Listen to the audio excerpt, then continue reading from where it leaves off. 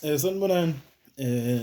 As i-camera yami is rolling, ngizothanda ukuthi nginibingelele to another episode, just a small episode, short episode. Ngi-influence ubhuti laphana. There's some other guy that is doing lento leyo ka-YouTube. Isibongo sakhe uCebekhulu, so ngamcela sekuyisikhathi ngimcelile, ngicabanga ukuthi uphelile u-5 months manje. Ngambhalela ku-Facebook, ngamcela ngathi ngiyacela bhuti omdala, kade ngase ngikulandela, so I like your videos ukuthi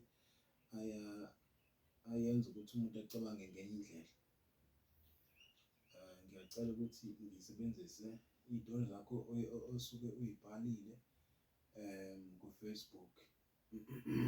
Ezinye zazo uyakwazi ukuthi uyihlaziye, uyihlinze, uyihlube, kodwa ezinye zazo ngenxa yokuthi umbhali ubhala into ey'ningi, mhlampe wazi wayishola wena wathi awukwazi ukuthi ezinye mhlampe uyifunde.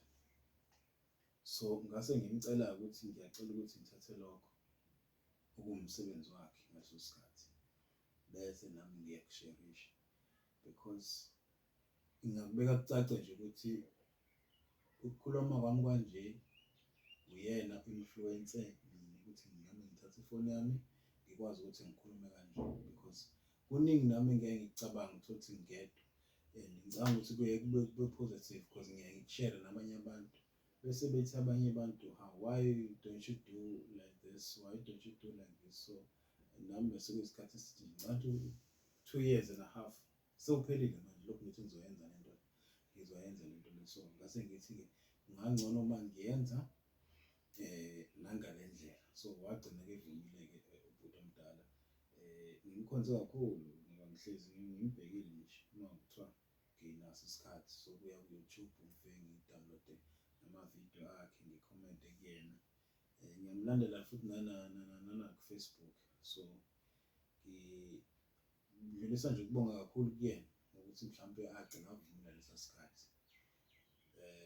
ukuthi ngikwazi ukuthi ngisebenzise eminye yemisebenzi yakhe. Kodwa-ke lokho ngizokubona going forward ukuthi mhlampe kungangisiza kephi nami ekuxhumaneni nabantu going forward. Igama lami nguNcebo wakwaShoyisa. Igama lami kodwa elinye the people mhlampe bangangazi ngalo, ngamagama amaningi kakhulu, but uDR ngicabanga ukuthi nga-right lelo, Ncebo wakwaShoyisa, uDR elimi. Ngiyabonga kakhulu.